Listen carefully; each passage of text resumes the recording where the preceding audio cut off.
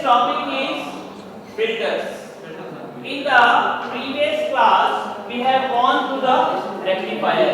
We have seen the types of rectifiers. We have seen half wave rectifier. We have seen full wave rectifier. In full wave rectifier, we have seen the center tap and we have seen the bridge rectifier. So, what is the summary in that? Summary is that we are giving the AC input to the rectifier, and at the output of your rectifier we are getting the pulsating DC. Pulsating DC means we are having the DC but it is having the AC component in it. So we are not having the pure DC, we are having the DC having some AC component. So AC component is undesirable. Okay, what is our requirement? Our requirement is to get the pure DC. So pure DC is our requirement. But what we are getting? We are getting the pulsating DC. As we are getting the pulsating DC, we have to pass this pulsating DC through some filter. We have to pass it through some filter so that we can filter out those AC components and we can get the pure DC. For that, we are using the filters. There are different types of filters. The first one is your inductor filter. Inductor filter means, say, here you are having, this is the circuit for your inductor filter. Means, this is, you are getting, this is the output from the rectifier. You are getting this output from the rectifier. So this output it is having the pulsating DC. We are passing it through an inductor coil, and finally you are having the load resistance. The property of your this inductor is that it will allow the DC component to pass through it. It will allow the DC component to pass through it and it will reject the AC components. Okay, so that is the property that you are having of the inductor.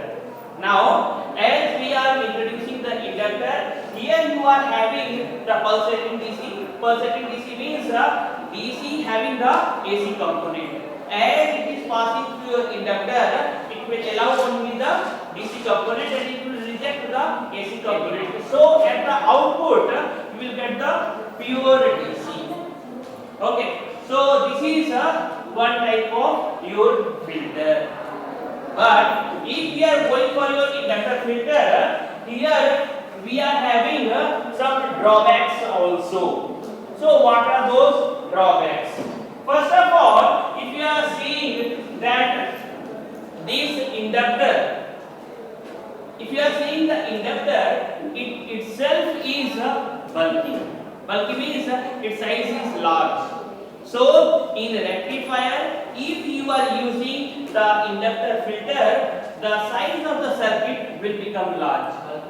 Okay, the size of the circuit will become the bulky. So that is one disadvantage that we are having here. Okay. Here, one more thing is there that we cannot use this inductor filter in case of your half wave rectifier. If we are going for your half wave rectifier, there we cannot use this inductor filter.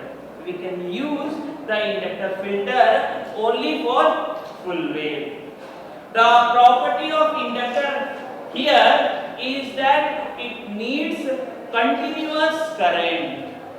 If you are going for your half wave, in half wave what you are having? You are having,